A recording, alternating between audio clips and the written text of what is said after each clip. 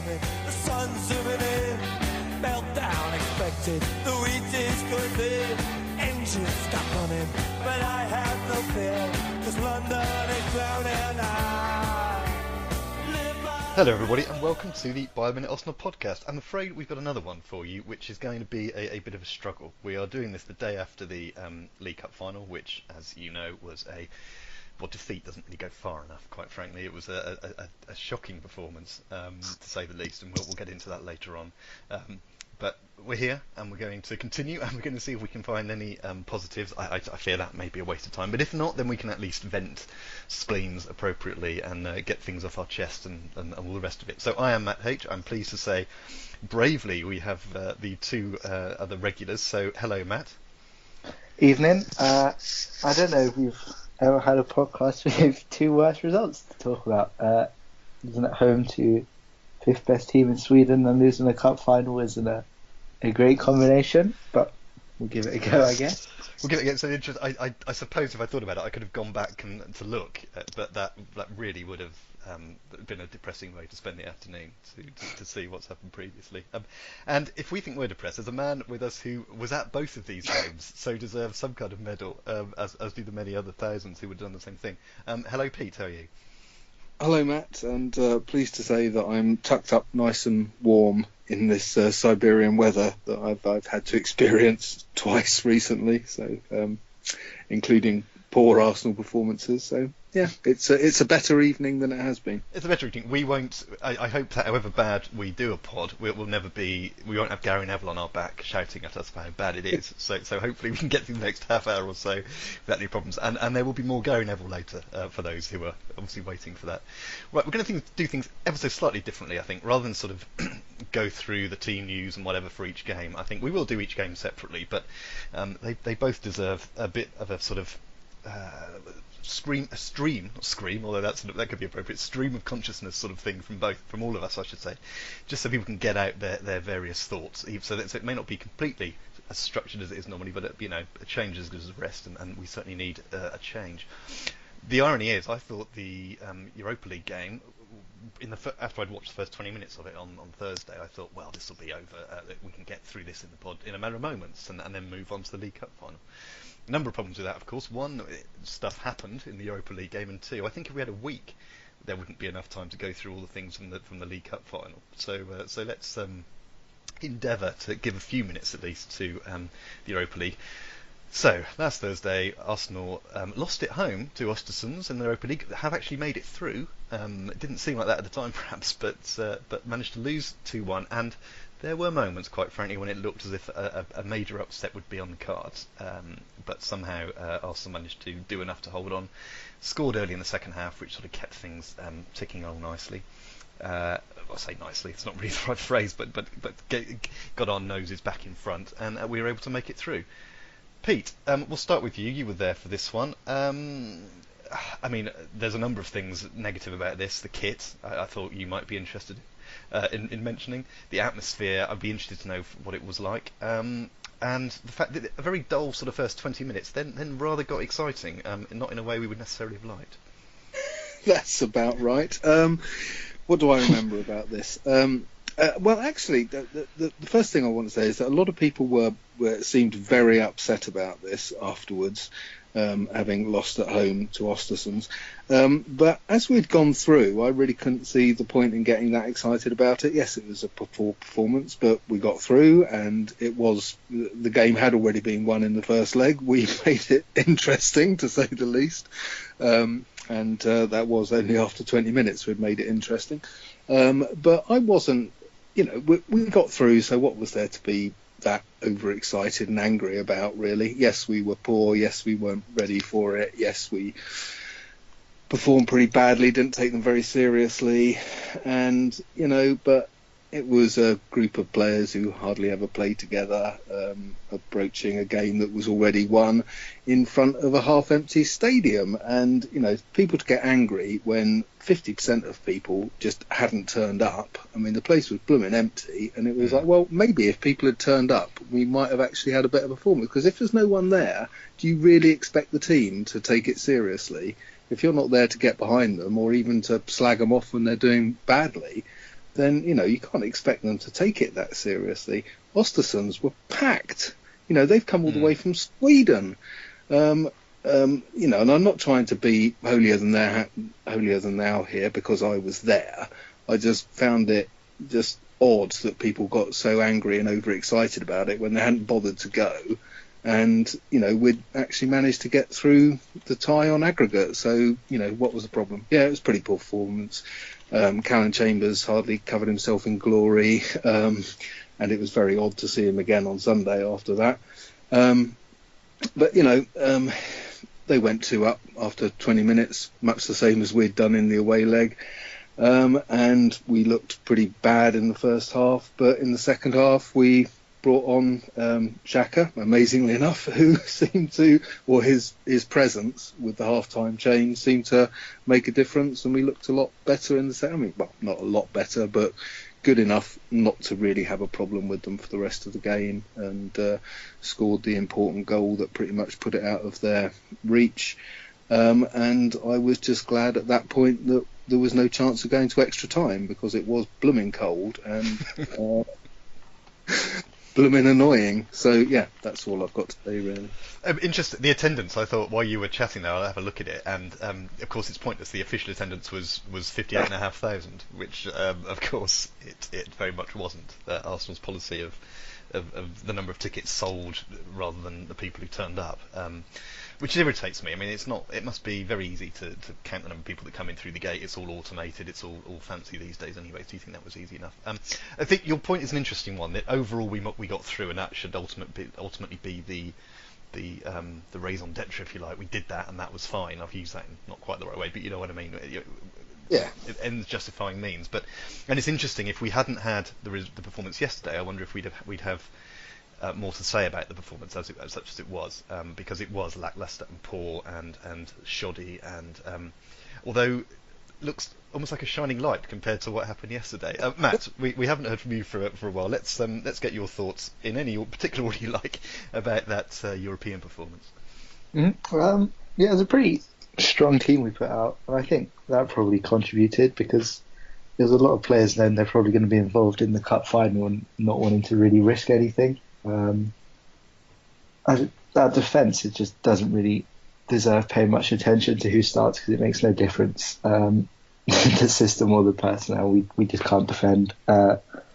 Chambers got very badly turned for the second goal, which he's making a habit of. The result doesn't really matter at all. The only danger was at 2-0 down, we were looking like we were rapidly collapsing.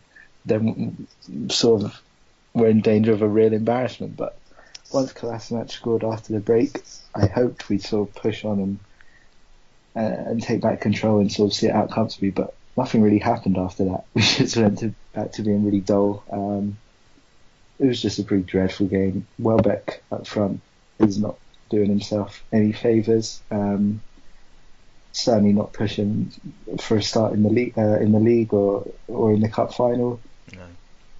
And Wilshere in a more attacking role. I didn't think he was great. I think he's better defensively, which is why I was shocked to see where he started in the cup final. So that it was mainly just about getting through, and most of the players clearly saw this as a pretty pointless exercise before the cup final that they weren't hugely invested in. Job done, we got through, but I mean, it doesn't bode well at all, does it? Because really any team who attacks us seems to be able to cut us open. But as you said, a world-class performance when put into comparison to what would follow a few days later. Yeah, I mean, there's probably not too much more to say about this, because you're right. As soon as Kolasinac scored, the game then did seem to get dull again. And to be frank, dull is what we predicted beforehand, I think. And dull is okay. The ends justifying the means. I appreciate that's been a dodgy argument in history, but we did enough to get through. The only other couple of things I thought of that I'd noted down. Of course, when they went 2-0 up, I immediately thought back to that penalty they missed the previous week. Now, I know that wouldn't have made... They would still have needed to score again. But if we'd been level on aggregate by half-time, that would have been scary, because I'm not sure...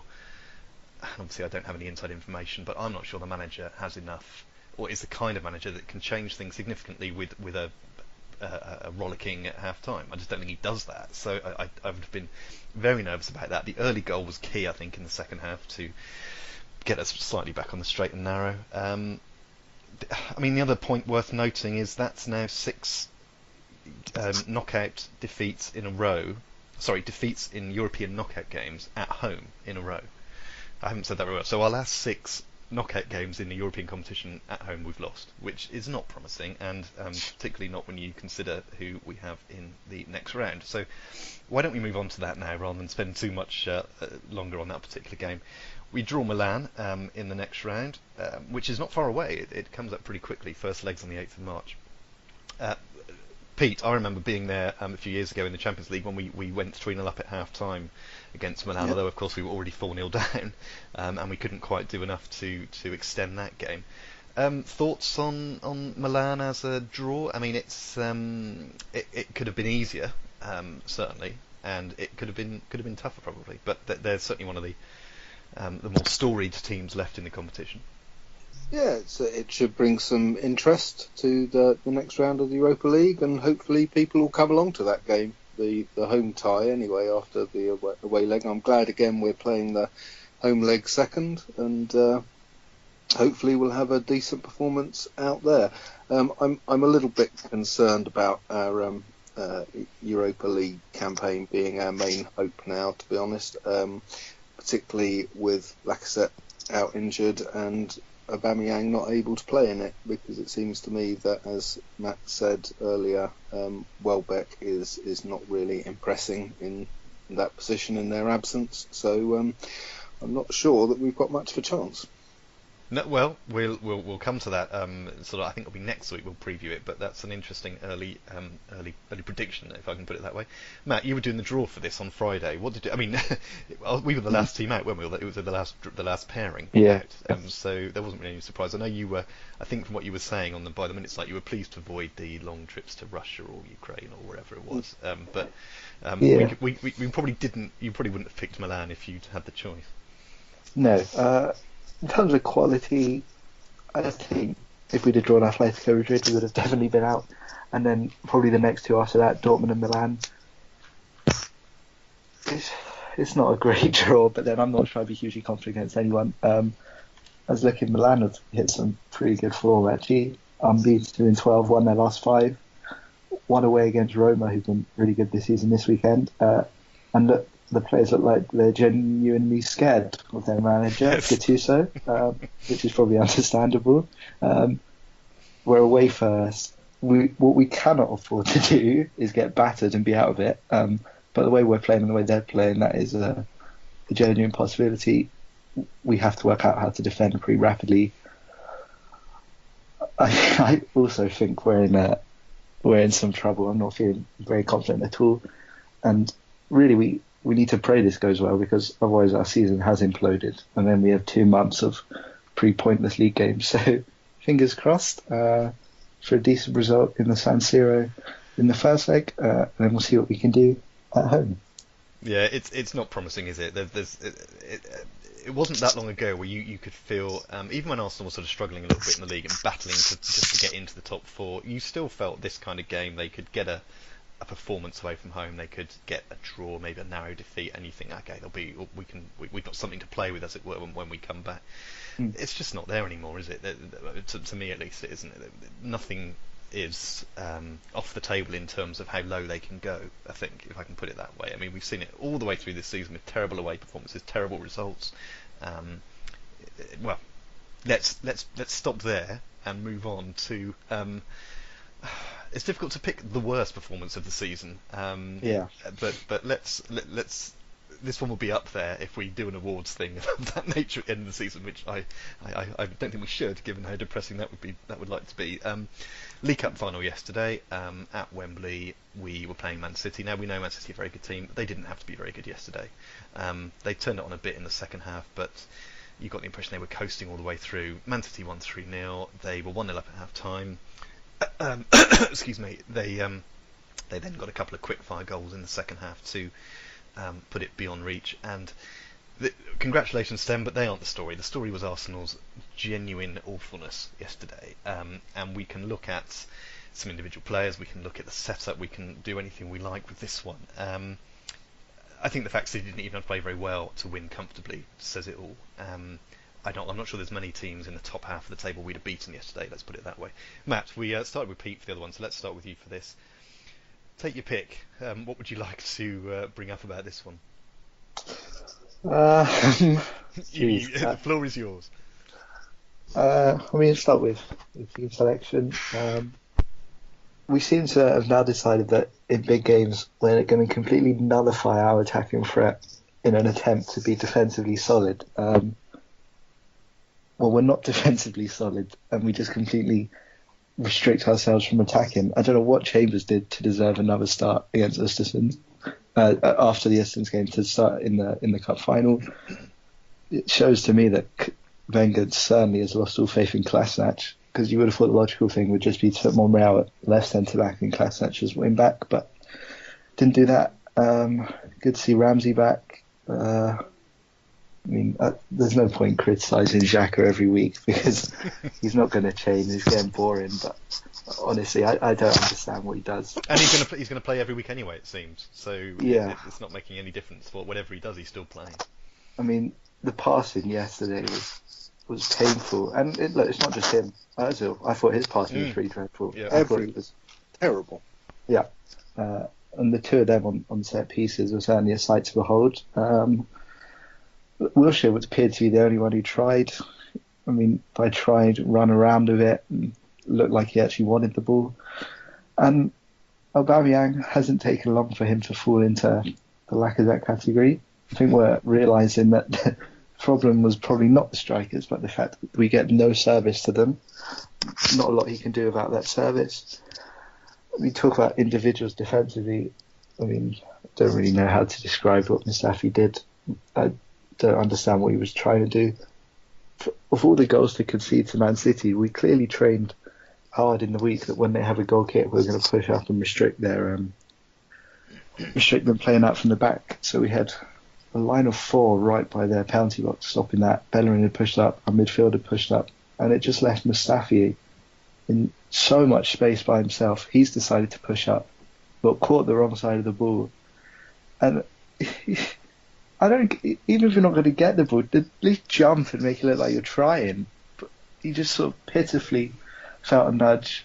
You don't play for a free kick if you're the last centre back. Koscielny and Chambers probably should have been wheeled around a bit to cover him, but they weren't. Ospina came poodling out, chipped. It's just a pathetic goal, really. And I didn't think we'd started that badly.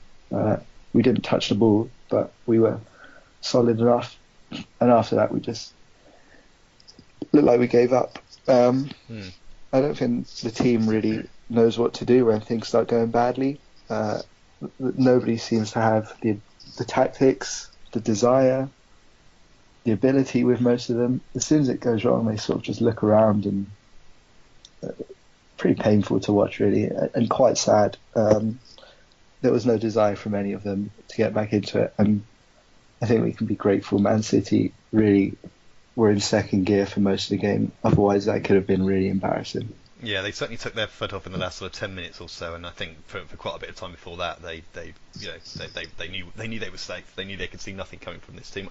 I can't add much to what you've said. It was an awful performance. I thought, although having said that, defensively, I thought we were okay in the first half. We didn't offer very much going forward, and I think that was became more and more of a problem, particularly when you go behind and you realise we haven't got anything to offer going forward. This is the problem. But there seemed to be some organisation at the back, which is why conceding a Route 1 goal to Man City seems so ridiculous. It seems a particularly Arsenal thing to have done, really. I know these things can happen, but it was... and the more and more times I saw the replay, I was like, what on earth is Mustafi doing? There's nothing there. There's no not standing up for himself, for want of a better word. He's just not making any effort to get involved, if you like. He sticks an arm up and expects something to be given, and it's obviously not going to happen. I think Ospina is a little bit unlucky, perhaps not unlucky, but he was caught. You've got Sergio Aguero bearing down on you. It must be difficult to know what to do in that circumstance. Yeah.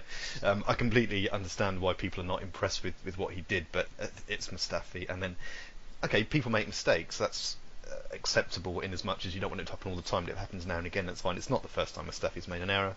But you also expect your team to be able to come back, and they didn't, and they never showed any likelihood of, even after half-time, when you think maybe they changed something at half-time, but it was more of the same, and City they just flicked up a gear or two, didn't they, for those 10 minutes, it seems, and 3-0 up, and that's that. Pete, you had, I'm sure, a number of things to say. Would you like to get them off your chest now? I think you've said most of them between you. I think I would agree. Formation-wise, I think we probably had to start with the back three, but it was odd to see Chambers as the third after his performance against Ostersunds. Formation-wise, I was again surprised to see Jack Wilshere in the left-hand side of a front three rather than further back, but that's where he seems to be playing. I wasn't sure why Ramsey wasn't playing instead of him. Ramsey wasn't playing on the right side of the front three with Ozil on the left, and Jack where you'd more likely find him. Yeah. So that was a bit odd. But as you say, basically, I thought in the first half we were pretty sound defensively, and it was just a hideous error by Mustafi, really, and he really was to blame. And he was also to blame for their second goal twice. which is quite a talent when you think of it like that. First of all, one of his standard pointless shoves on someone from behind to give away a free kick. Then, goodness knows what he was doing, not being able to look after Vincent Kompany when the ball ended up going towards the byline with him winning a corner somehow from it. I mean, it was just shocking, and the guy has a lot to answer for in terms of the result of that game, because if you don't, I personally was, I'm afraid, and I shouldn't do this, but was looking at the clock, sort of counting the number of minutes down that we hadn't conceded for, and to concede after 20 or whatever it was from, you say, a goal kick is just, I mean, Bravo's very good at distribution, that's what he's there for, but we should be ready for that, and Mustafi should not be standing where he is, and he shouldn't be moaning about getting a nudge that he shouldn't have ever got. It was just pathetic. So I actually do hold him personally responsible for at least the first two goals, and without that, it might have been a different game. But then again, we didn't have anything to offer going forward. There was nothing, was there? I was going to bring that up. There was very little. Aubameyang was. I did on the commentary for the Bayern said he barely even had scraps to feed off. And I think we should have moved to a back four at the beginning of the second half. I don't know why we waited until. Well, we didn't wait till we were 3-0 down. We did try and get Welbeck on and take one of the defenders off, but he stood on the touchline for 5 minutes, didn't he, waiting to get on while the ball didn't go out of play, and by the time it went out of play it was in the net and it's just it should have happened a lot earlier, because it was clear at that stage we needed to score. So even 1-0 down we needed to score, so what was the point in sticking with the back three in the second half at all? I don't know. No. I had a question for you actually, Pete, specifically because you were there. There was a lot made yesterday of the empty seats appearing, and that's not specific to Arsenal. It happens all the time. What was the atmosphere like for the last 25 minutes from when it was 3-0? I mean, was there anything to enjoy about it at all? I can't tell you much about the last 10 minutes because I was one of the people who left. No, that's interesting, because I've known you for years, and that's not like you at all. No, it's not. It's not like me. Must have been pretty down to head off then. I mean, it was. A lot of it, I mean, I don't think you can really criticise someone for leaving a cup. Well, and I'm not saying this again just because I was one of those people. Cup finals at Wembley, when it's bitterly cold, the team report, they've got by 3-0 down, there's no chance of this game going anywhere, and all you're sticking around to see is potentially the chance to have a much harder and difficult journey home and a long queue for the tube. So it's absolutely no surprise that people were leaving with 15 minutes to go, and I don't blame them. No, I think I'm not sure many people would. That was quite. What are we supposed? If it had been 2-0 down, people would have stayed. because there's always the chance. But at 3, what are you there for? The only thing you're going to be staying for is to try and give the team some applause on the way off, or when they collect their losers medal. And no, I'm sorry, I'm not prepared to do that. No, I think that's fair enough. Someone else who was not impressed with Arsenal's performance is Gary Neville, who I thought we might mention briefly. Pete, you were there, so you wouldn't have seen this, but I found him. He was very harsh about Arsenal. He used the word disgrace repeatedly. He used brittle. Sorry, I don't know if he used brittle, but he might as well have done. He certainly used spineless, which I thought was very apt. And this is the thing. He was getting angrier and angrier, and he seemed to do it on behalf of the fans. He said before in stuff that he does actually sort of respect Arsenal, the club, famous old club, all that kind of stuff. He said the right things, and his anger yesterday was very much on behalf of the fans. The most irritating thing for people who perhaps aren't a fan of Gary Neville is he was absolutely right. Everything he said was right. He talked about the players walking around. City players are still running around in the 90th minute. Arsenal players are wandering. He picked out Xhaka and Ramsey, I think, but it could have been anyone. Matt, for me, it was nice to hear someone on the side of the fans, if that makes sense. What do you have any thoughts on him, or indeed anything else about the game? No, I agree with him. It's pretty cowardly the way the players gave in, to be honest. Most of them didn't even look like they wanted the ball towards the end, just hiding from it. And I think the excuses the players then come out with after the match is embarrassing. I know Wilshere today has been blaming it on the referee and how the first one was a foul and the second one was offside. I mean, it's just not even vaguely the case. We did not lose because of the referee. No. Wenger admitting he was complaining to the fourth official about the amount of added time. I mean, how far away from reality do you have to be to think that was a problem? They spend all week on social media going, it means everything to be in the finals for the fans. And then it comes to it, and the first sign of trouble, they just give in. And I think the cup final is the one time the manager and the players should be able to get each other up for it. It's a one-off game. Even if you're 2-0 down, you've got nothing to do, just throw everything at it. Just don't meekly go down. Instead, they gave in a way you shouldn't in any game, but especially a cup final.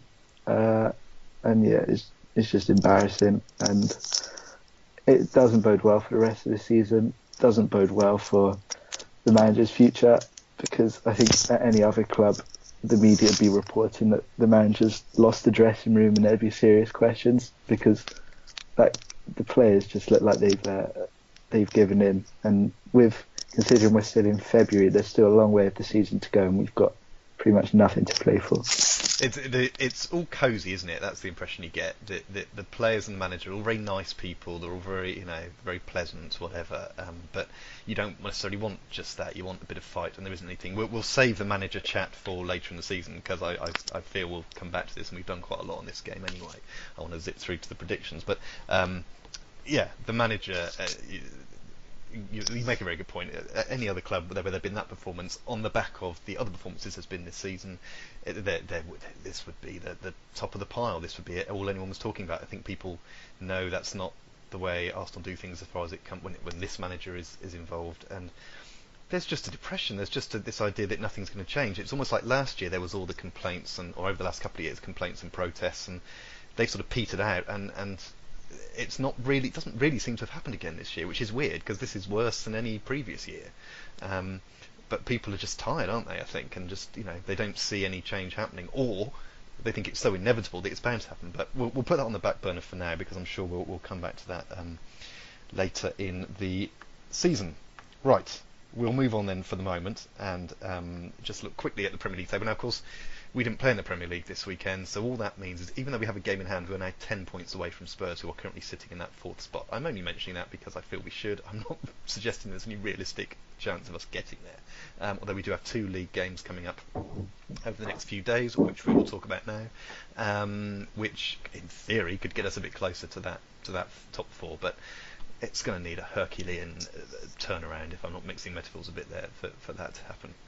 Right, so let's move on to predictions and previews. Now, on Thursday, we are playing Man City, which is depressing. Again, we're playing them in the league, Thursday at home at least. I'd like predictions from both of you, please. But I wonder if instead of just a preview of the game as such, if you can just tell me, given what happened yesterday, what you want to see from Arsenal, and also your prediction as well, of course. So let's start with Matt. What are your hopes for this game, if that's not the wrong use of the word, and what do you think is going to happen? Some effort would be nice this time, rather than on Twitter. If we could actually go on the pitch and try, that'd be lovely. I'm not holding out much hope that we're going to be better, because if we haven't learned to defend by now, I don't think we're going to do it in the space of 3 days. I think our best chance is that there is heavy snow and the match gets called off. That's a thought. I didn't think of that one. Just their strength in depth. They brought on Bernardo Silva and Jesus, and we were bringing on Welbeck and Iwobi. I know have Mkhitaryan back. We have a template of how not to do it. Hopefully, I think we probably should go a bit more attacking this time, because us just holding on defensively and hoping to be solid is not working. So I think we need to try and give it a go. I really don't see much cause for suggesting anything's going to change. I think they're going to win and go 30 points ahead of us. Hopefully we'll score this time. So once again, I will go 3-1 Man City. 3-1 Man City, which worked for you last time. I should say that none of us got any points for the Ostersunds game, of course, because we all thought we'd win. You, Matt, did get a point for the City game because you weren't the stupid optimist, I should say, that me and Pete were. So you get a point for predicting a City win.